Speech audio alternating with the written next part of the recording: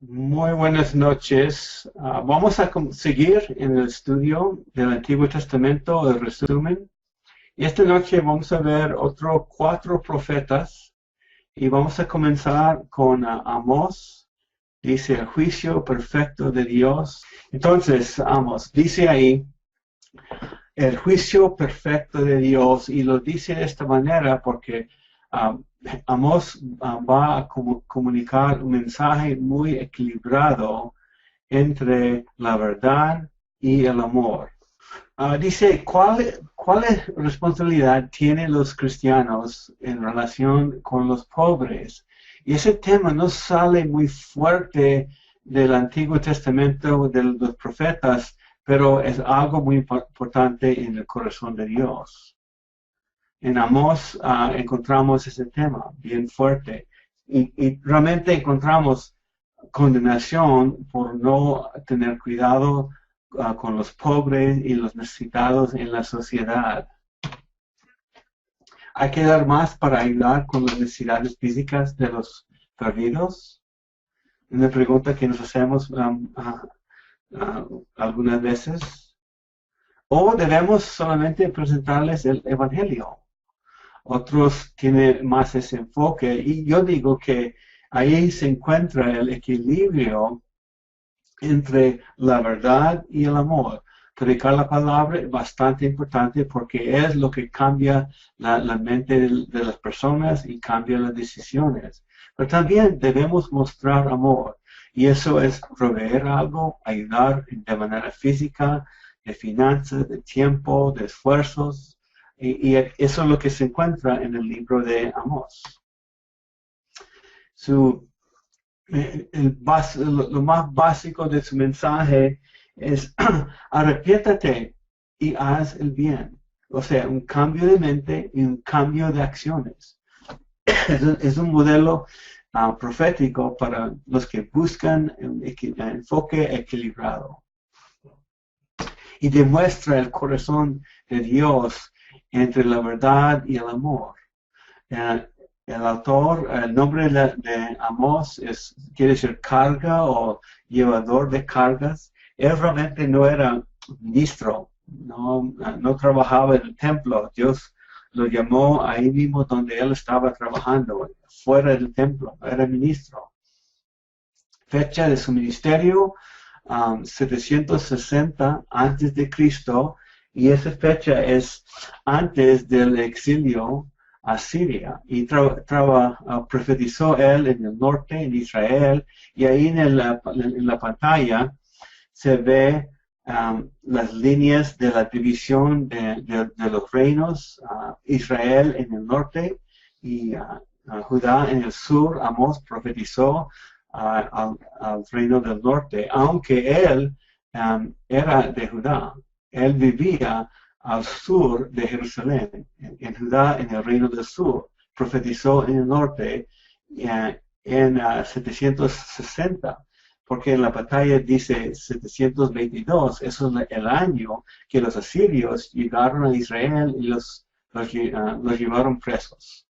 Y él profetizó antes de ese cautiverio. Escenario de Israel antes del cautiverio, el exilio, había mucha prosperidad, pero junto con la prosperidad, mucha corrupción. ¿Te hace pensar en alguna nación? Quizás aquí en los Estados Unidos, quizás también México, y a lo mejor en muchos países del mundo. Mucha prosperidad aumenta la corrupción. Propósito del libro es hablar de la conducta ética y justa. Y se encuentra mucha condenación en este libro por la falta de la conducta ética y falta de la justicia. Tema del libro, el juicio perfecto de Dios, o sea, equilibrado.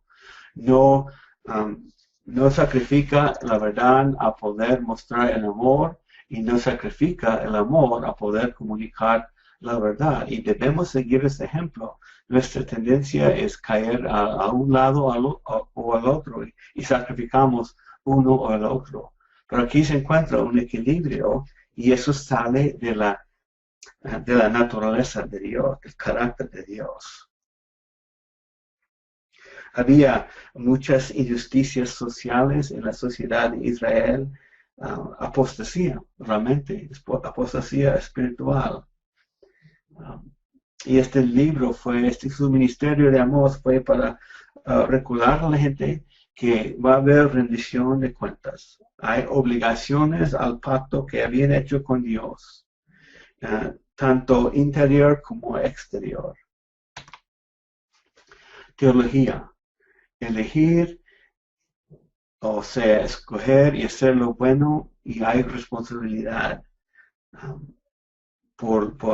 bajo el llamamiento de Dios. Hay que tomar en serio las responsabilidades hacia los demás. Bosquejo de Amós.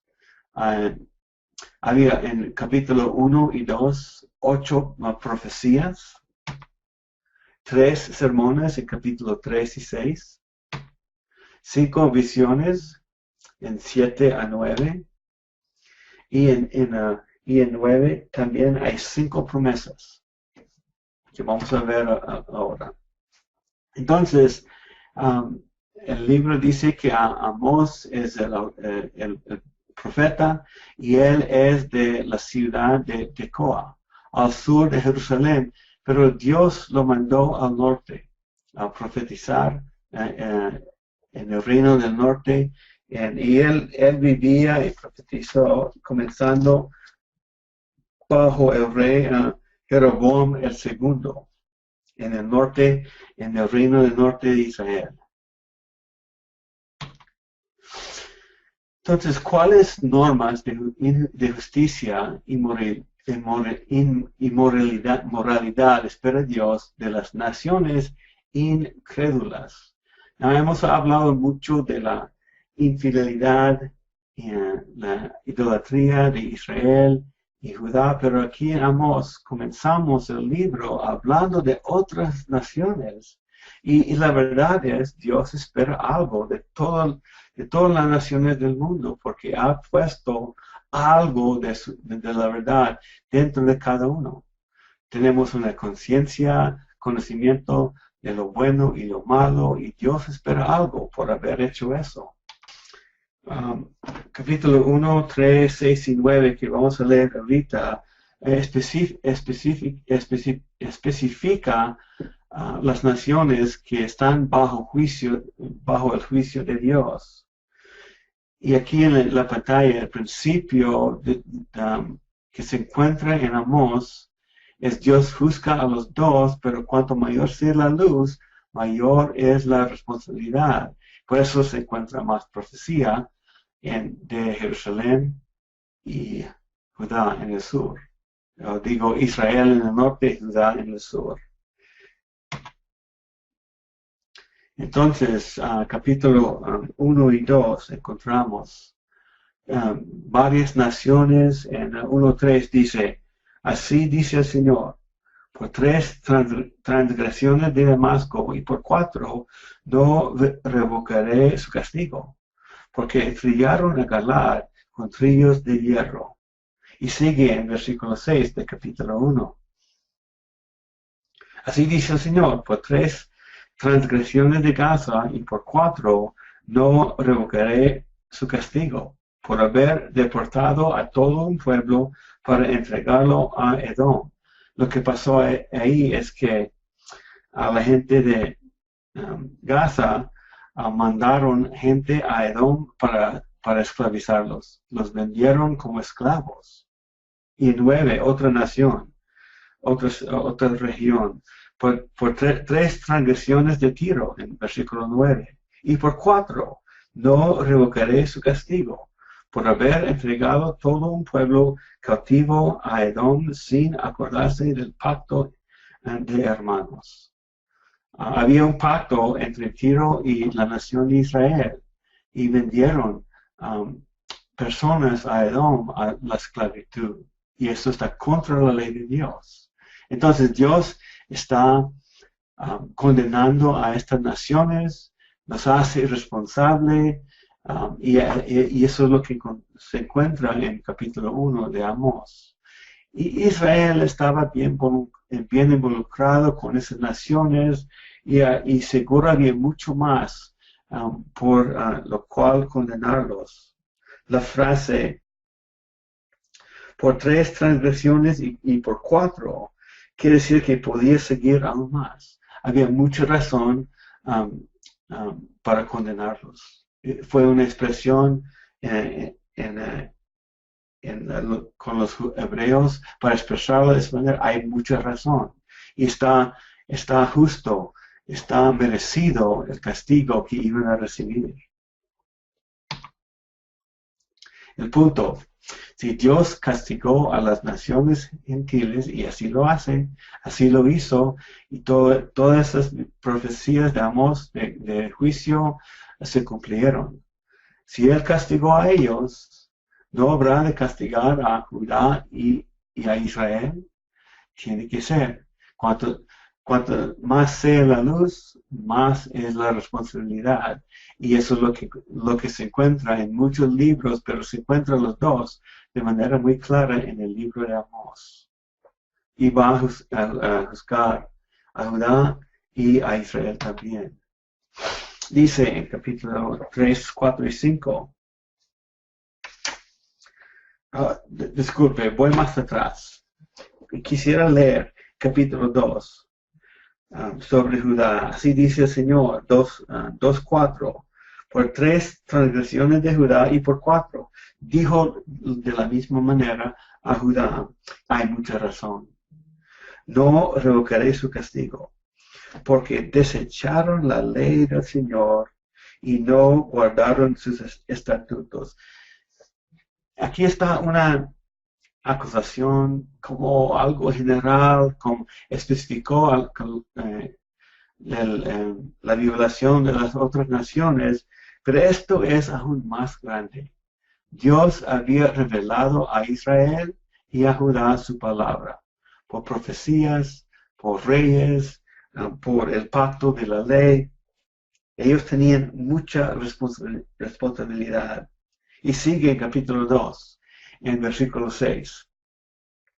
Así dice el Señor: por 3 transgresiones de Israel y por 4 no revocaré su castigo, porque venden al justo por dinero y al necesitado por un par de sandalias. Aquí se entra con la injusticia social. No cuidaron a los pobres, aprovecharon para enriquecerse a sí mismos.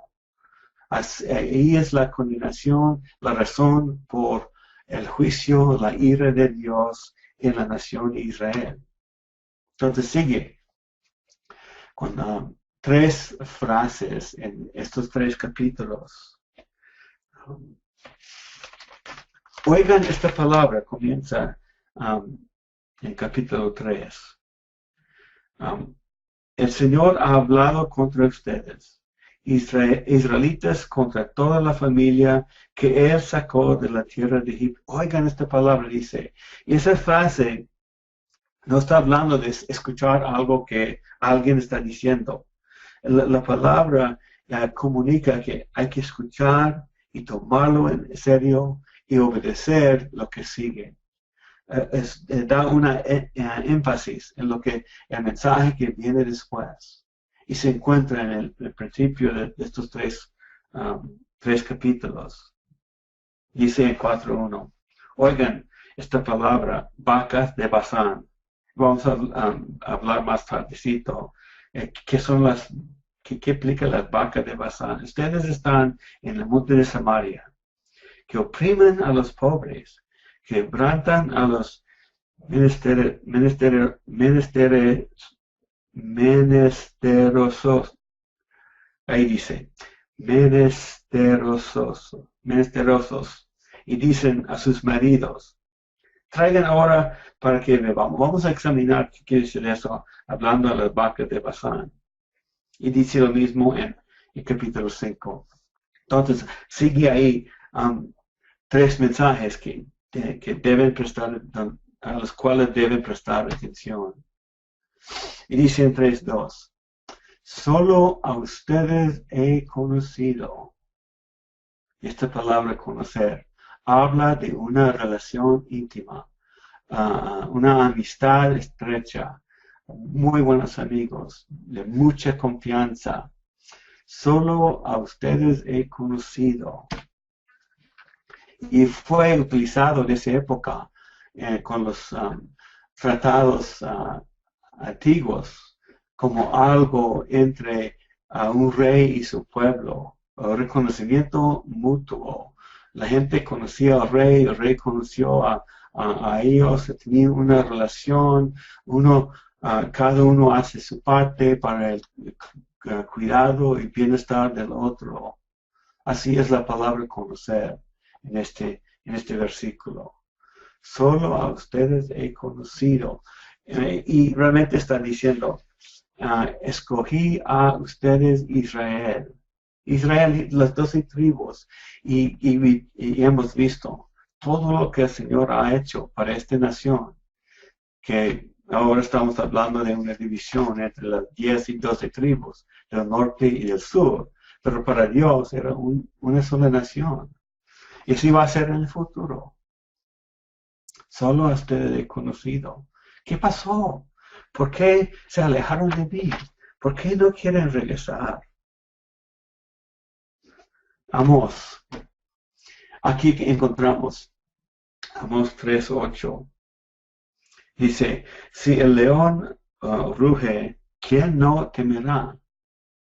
Si habla Jehová el Señor, ¿quién no presta atención? ¿Quién no va a obedecer lo que Él dice? Como el ruido del león aviva el miedo. Así cuando Dios habla, Amós tiene que profetizar. Y hay que reconocer, Amós antes de ser llamado no era profeta. Era cultivador de higuera. Entonces ahí dice, lo poquito de lo que queda, voy a leer su mensaje en el capítulo 3. Dice en 3:11, echará abajo tu poder y serán saqueados tus palacios. Está hablando Israel aquí. Como el pastor rescata de la boca del león 2 patas o un pedazo de oreja. Y serán rescatados, así serán rescatados los israelitas que moran en Samaria. Samaria está dentro del reino del norte, Israel. El mensaje es para ellos. O sea, el pastor rescata de boca del león 2 patas del animal que el león mató, o un pedazo de oreja. Va a haber muy poco que va a sobrevivir el juicio en la nación de Israel por los asirios que vienen a llevarlos presos. Porque hay que recordar, Amós profetizó antes del ataque de los asirios del norte. También sigue diciendo que en 3:14, los cuernos del altar serán cortados y caerán a la tierra en la batalla. Es una foto del altar. Y tenían sus esquinas así como está. Y hay 2 aspectos, 2 significados a este versículo. Los cuernos del altar serán cortados y caerán a la tierra. Fue para los judíos un lugar de refugio, de seguridad. Alguien agarraba los cuernos para pedir perdón, para rescatarse de la mano de alguien y buscaba refugio ahí. Y en Samaria, en el norte, no iba a haber refugio. Dios iba a destruir todo. También los cuernos del altar mantenían en su lugar el sacrificio. Y lo que puede estar comunicando aquí también es que Dios no va a aceptar, no va a recibir los sacrificios de la gente de Israel. La cosa fue bien serio en el juicio del norte. en la arqueología encontraron marfiles antiguos, de cosas de los ricos, y hay una referencia en 3:15. También perecerán las casas de marfil, y muchas casas serán destruidas, y ahí encontraron destrucción. El sitio ahí en la foto es la casa o palacio del rey Acaz, y encontraron incrustaciones de marfil de paredes y de los muebles. Y así es la referencia. Y cada referencia así, para nosotros, requiere más estudio. Para ellos sabían exactamente qué es lo que iba a pasar. El mensaje era: Dios va a destruir todito y ustedes no van a escapar. Así de serio fue su rebeldía, su idolatría y el trato hacia los pobres, hacia los necesitados en la sociedad. Y aquí, interesante lo que dice en 4:1. Dice: oigan esta palabra, vacas de Basán. ¿Está hablando de vacas ahora? No, es una expresión. Vacas de Basán. Ustedes que están en el monte de Samaria, que oprimen a los pobres, que quebrantan a los menesterosos y dicen a sus maridos: traigan ahora para que bebamos. Es una referencia de la riqueza en esa región. Muy rica la tierra ahí, podían cultivar muchas cosas y tenían muchas vacas, y era una área rica, y los ricos aprovecharon y abusaron a los pobres a poder aumentar su propia riqueza. Y hasta que las esposas decían: traigan ahora para que bebamos. Y eso fue la riqueza fue el resultado de abusar a los pobres. Y vivían en mucha prosperidad, y aquí encontramos una condenación de las personas de esta región en su riqueza, en su orgullo. Y sigue en 4:2.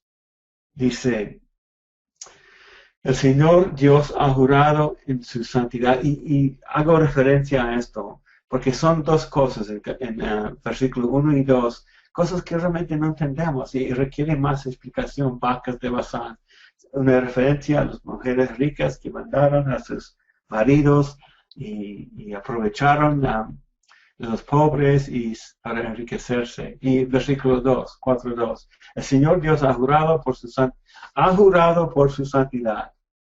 Y eso es el enfoque de todo, la santidad de Dios. Vendrán días sobre ustedes en que las llevarán con garfios, y a su remanente con anzuelos. Y eso es una referencia a algo bien feo. Aquí encontramos un relieve de los asirios que encontraron esa región. Y hace una referencia 4:2. La descripción del juicio no es figurativa. Miren lo que está pasando ahí. Tienen unas barras con anzuelos, y metieron eso en la boca de las personas y los llevaron presos. Era una nación muy, muy cruel, y eso no fue todo. Vamos a hablar más de eso más adelante. Y sigue en capítulo 4 con varias referencias, detalles de su pecado, detalles de lo que el Señor ha hecho, y dice 5 veces: y ustedes no se han vuelto a mí. Causó falta de pan en 4:6, falta de agua en 4:8, viento abrasador con plagas en 4:9, 4:10. Maté a espada a sus jóvenes por su pecado, está diciendo el Señor aquí a través de Amós. Y no volvieron al Señor. Y dice en 4:11: ustedes no han vuelto a mí. Y como Dios destruyó a Sodoma y Gomorra, iba a destruir a Israel. Y aquí está, ahí está el mensaje de Amós.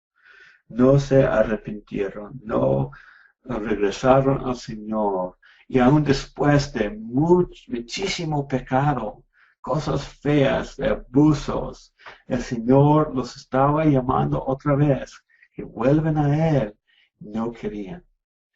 Y demuestra el hecho de que el Señor tiene que juzgar. Va a llegar el día cuando el Señor va a juzgar el pecado de todo el mundo. En 5 y 6, otra vez, se encuentra, búsqueme y vivirán. Búsqueme y vivirán. Si el Señor siempre mantiene abiertos sus brazos a recibir la gente que se arrepienta, así que se alejan de su camino de maldad y vuelven al Señor. Tan feo el pecado, el Señor está dispuesto a perdonar y sigue esperando. Y eso borra toda la idea de lo que escuchamos de algunas personas. Yo he pecado demasiado, el Señor no me va a perdonar. Esas personas que dicen eso no conocen el Dios de la Biblia, porque siempre está listo cuando nos arrepentimos. Y en 5.8, versículo 5.8, aquí dice, el que hizo las Pleiades y el Orión, estamos hablando de estrellas, el que hizo el universo, todas las estrellas, cambia las densas tinieblas en aurora, y hace oscurecer el día y noche, y el que llama las aguas del mar y las derrama sobre la superficie de la tierra, el Señor es su nombre. ¿Quién puede resistir ese llamamiento? Resistir ese perdón de pecado. ¿Quién no va a arrepentirse? Los que tienen corazones duros, que no quieren al Señor, que quieren agradar a sí mismo. Y así fue la nación de Israel. Y el Señor los destruyó. En 7 encontramos visiones. La plaga, Dios oró, una visión de una plaga sobre Israel. Y Amós oró y el Señor no mandó esa plaga. Cambió de opinión, dice en 7.3. El Señor se apiadó de esto y no se sucederá, dijo el Señor. ¿Y qué significa que Dios cambió de opinión? Aquí demuestra que Dios da oportunidad en la oración. Amós pidió algo, misericordia, y Dios escuchó. No estamos hablando en cambio de sus atributos ni actitud hacia el pecado, sino un cambio en su trato con los pecadores por misericordia. Y qué bueno, ¿no? Tenemos la oportunidad de llevar las dificultades al Señor y según su voluntad da misericordia. Sigue el 7, visión de plomada. Se utiliza para medir si la pared es vertical y es una señal para decir que no, Israel no es así. Y va a haber castigo, va a haber condenación, va a haber ira. Amós en 7:10 se mantiene firme en un castigo, una condenación del rey. En 7:2 les dio su mensaje y Amasías, el rey en esa época, dijo a Amós en 7:12, vete, vidente, huye a la tierra de Judá, ahí de donde él venía. Come ahí pan y ahí profetiza. El rey no quería escuchar el mensaje de Amós. En 7:14 respondió Amós, yo no soy profeta, ni hijo de profeta, sino que soy boyero y cultivador de sicomoros. Así fue su profesión antes de ser llamado. Como cualquier persona, cualquier obrero, Dios lo llamó a trabajar en el ministerio. Y eso es un ejemplo para nosotros. Dios puede llamar a quien sea. y no hay nadie fuera de esas posibilidades. Dios nos usa. En 8 sigue con otra visión. La nación de Israel está madura para el juicio. Normalmente comunica algo bueno, pero aquí estamos hablando del fruto, la fruta podrida de Israel, pero madura para el juicio. Ya llega el momento cuando Él va a juzgar. En el 9 encontramos la visión del altar.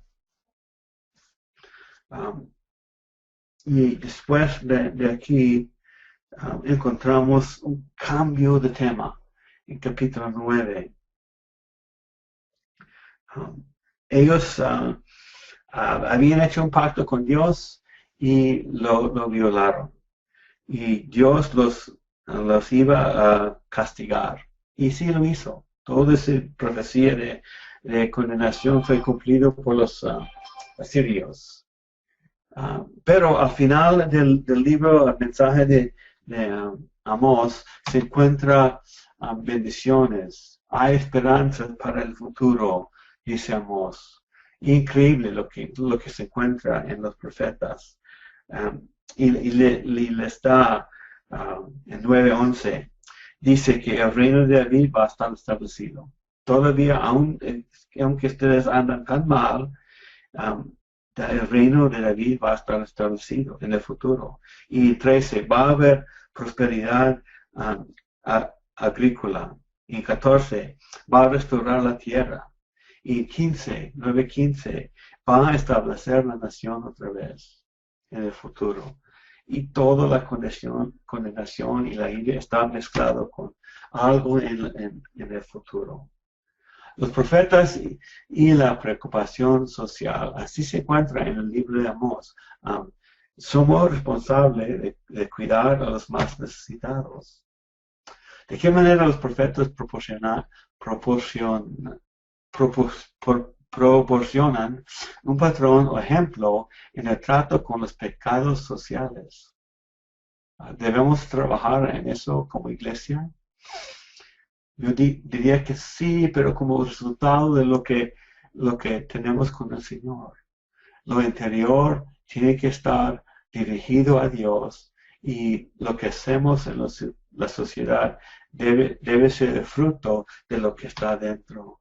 Los profetas proporcionan el patrón de tratamiento en las cuestiones de justicia. Arrepiéntate, eso es lo primero. Después, haz el bien. Está diciendo Amós. Si fueron capaces de abordar los problemas de injusticia social en la actualidad, o sea, hoy día, en nuestra sociedad, ¿qué temas se tratarían?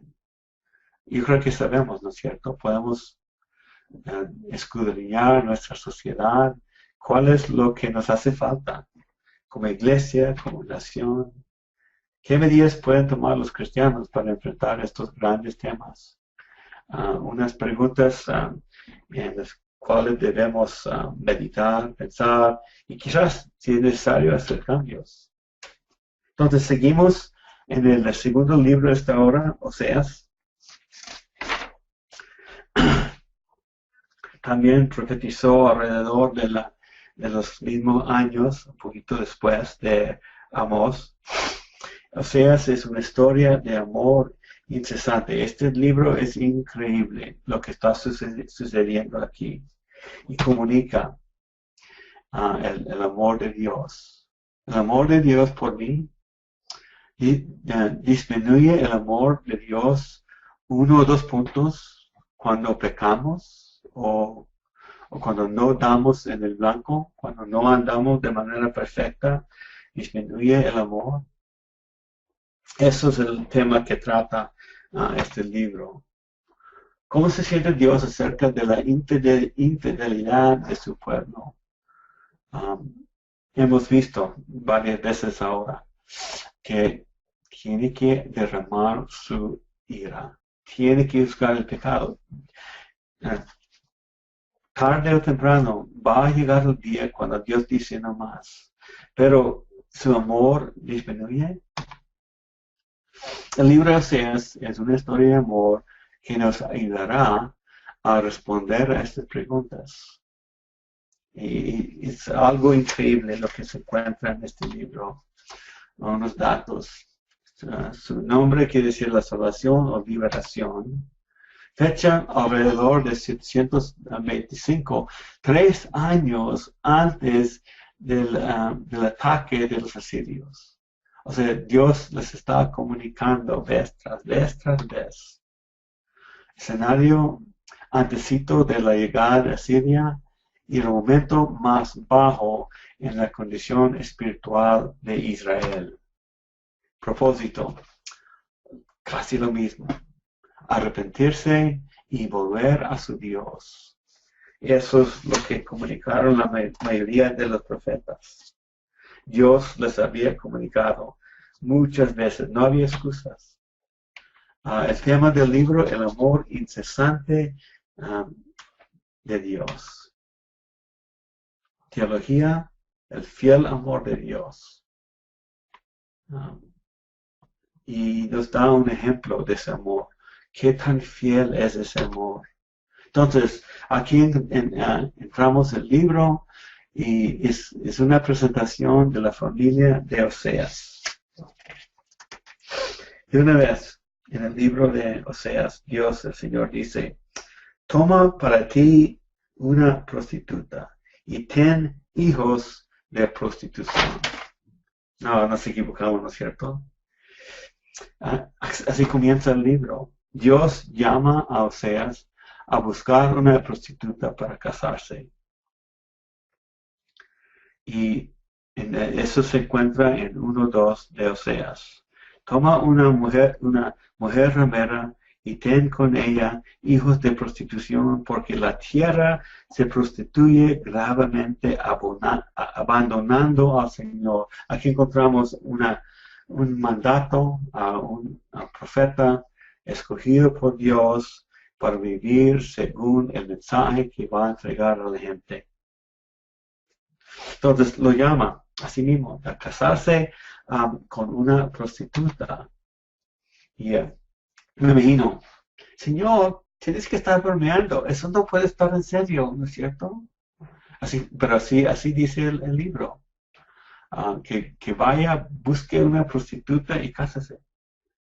Y la verdad es hay mucho debate. ¿Es el matrimonio de Oseas histórico una parábola similar a la historia? Hay mucho debate en este tema si fue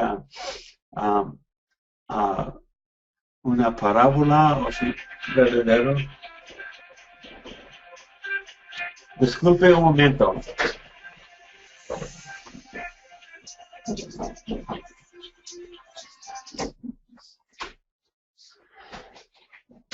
Disculpe, hermanos.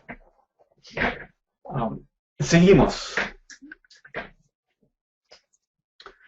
Entonces, ¿es histórico o parábola? La forma literaria es, la forma en que está escrito, forma literaria, es una narrativa sencilla. O sea, la forma es que así pasó. Esto es lo que pasó, está escribiendo lo que uno experimenta, lo que uno ve. Se encuentran niños reales que tienen nombres simbólicos y eso es muy común en el Antiguo Testamento. Los nombres de los hijos tenían un significado, especialmente cuando Dios quería comunicar algo a la gente. Y eso vamos a leer ahorita en el capítulo 1. Y eso fue la experiencia con Jacob, con Isaías. Dios comunicó algo con una persona y ellos tenían cierto nombre que estaba parecido a su mensaje. Y la viveza de la explicación sugiere la experiencia, algo real. O sea, yo digo que esto no es una parábola, pero causa alguna duda cuando Dios obró de manera tan extrema. Mandó una persona que él mismo escogió casarse con una prostituta. Yo creo que así fue pero fue para comunicar la seriedad de lo que estaba pasando, la seriedad de la condición de Israel en esos años. Entonces, ¿qué fue Gomer? Una ramera pública cuando se casó con Oseas. Así va el debate. O Gomer tuvo una inclinación hacia la prostitución. Así va el debate entre algunas personas. Y se convirtió en una prostituta después. Yo me caigo al lado de sí mismo lo que dice, era una prostituta cuando se casó con Oseas. Y eso fue con cierto propósito que Dios quería comunicar a su gente.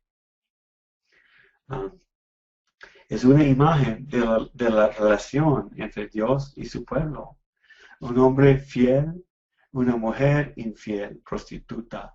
Un Dios fiel con un pueblo infiel que eran adúlteros, que eran idólatras, que siguieron otros seres que supuestamente son dioses, pero no lo son. Así fue la ilustración de este matrimonio. Tuvo el primer hijo, Jezreel. Dios, ¿qué quiere decir? Dios juzgará a la dinastía de Jehú, el reino del norte. Dios siembra ira. Lo Ramá. Dios no se compadecerá del reino del norte. Su nombre de los hijos de Oseas comunicaron el mensaje a Israel. Imagínense, la gente mirando afuera de su hogar, él está nombrando a sus hijos según el mensaje que Dios nos quiere comunicar. ¿Qué ofensa ese mensaje? Una inversión en los términos. No es mi pueblo. Antes Dios dice que Israel es mi pueblo. Y yo voy a tener misericordia con ustedes. Ahora está con el nombre de esos hijos, está diciendo que no, ahora no más. Ya llegó el día, y ya viene. Pero aún dentro de todo eso, encontramos, como siempre en los profetas, encontramos promesas de bendición. En 1, 10 y 11 dice, pero después de toda esa condenación por el nombre de Oseas, por los nombres de los hijos de Oseas, en 1:10 dice, pero el número de los israelitas serán como la arena del mar, que no se puede medir ni contar, y sucederá que en el lugar donde se les dice, no son mi pueblo, les dirá, son hijos del Dios viviente. Los hijos de Judá y los israelitas se reunirán, o sea, van a haber una reunión entre el reino del norte y el reino del sur, y va a desaparecer la división entre las 12 tribus. En el mismo capítulo se encuentra juicio, se encuentra condenación y se encuentran promesas sobre el futuro. Los nombres aparecen otra vez, sin lo negativo, en capítulo 2. Y dicen, yo siembra bendición y los voy a llamar mi pueblo y voy a compadecer de Israel. O sea, dentro del mismo mensaje, Dios les explica, esto es lo que va a pasar, pero hay esperanza para el futuro. Entonces, tuvieron los hijos y Gomer fue otra vez a la prostitución y demuestra lo que Israel hizo a su Dios. En 3:5, Dios dijo a Oseas, ve, en 3:1, ve otra vez, ama a una mujer amada por otro y adúltera. Así como el Señor ama a los israelitas, a pesar de que ellos se vuelven a otros dioses y se deleitan con tortas de pasas. Se han cometido idolatría. Otros dioses, siguen otros dioses. Y dice, ahí se deleitan con tortas de pasas. Dios está condenando a pasteles con pasas. No. Eso no es. Fue la práctica de la gente pagana de ofrecer y comer tortas de pasas en su adoración a los dioses falsos. Algo que ellos mismos entendieron muy bien. A nosotros nos toca estudiar qué quiere decir esos detalles, pero eso fue parte de la adoración a los dioses falsos. Entonces la esposa de Oseas regresó a la prostitución y después mandó a Oseas a buscarla. Otra vez, ama a una mujer. Otra vez. Y eso quiere decir, y todavía más, ama a ella misma. Demuestra el amor que Dios tiene para Israel. Sigue llamando, sigue llamando. Ellos vuelven a adorar otros dioses falsos. El Dios verdadero sigue llamándolos. Así demuestra el amor que Dios tiene para su gente. Y Gomer fue al mercado de prostitución y compra a su mujer de nuevo. Increíble. Y él tiene que pagar.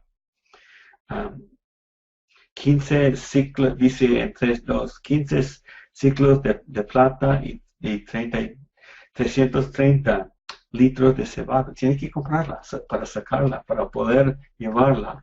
Y eso fue por mandato de Dios, demostrando el amor fiel. En una historia de amor, un día Israel volverá a Dios y la gran historia de amor estará completa. Todavía se va a cumplir, todavía en el futuro. ¿Qué nos enseña Oseas acerca del amor de Dios? Fiel, grande, fuerte, sigue adelante, da una promesa y la cumple, aunque requiere muchos años. Dios es fiel para cumplir y demuestra su amor. Escogió, amó y va a amar por toda la eternidad a nosotros y a Israel. Todavía va a haber una reunión entre Israel y Dios y su Mesías Jesucristo en el futuro. ¿Qué nos enseña? La experiencia de Oseas acerca del matrimonio. Nosotros, seres humanos, somos muy listos. Si no nos va bien, nos vamos a divorciar. Eso no es lo que dijo Dios a Oseas. Tenemos un ejemplo vivo que mandó Dios a Oseas de casarse con una prostituta y volver a comprarla de la esclavitud de la prostitución. O sea, el matrimonio, la relación que tenemos con Dios y expresado en el matrimonio entre un hombre y mujer es de por vida. Dios no nos da permiso. Eso no es el diseño de la relación que tenemos con nuestro Dios, ni de la relación que tenemos con nuestro esposos y esposas. ¿Qué aprendemos de eso? Algo bien claro. El matrimonio es un pacto bien fuerte. Así como el pacto que Dios hizo y hace entre su creación, entre las personas que Él mismo hizo. Increíble. Merece mucho más estudio. Pero por ahora vamos a terminar esta hora. Seguimos en el tiempo de plática, tocando las preguntas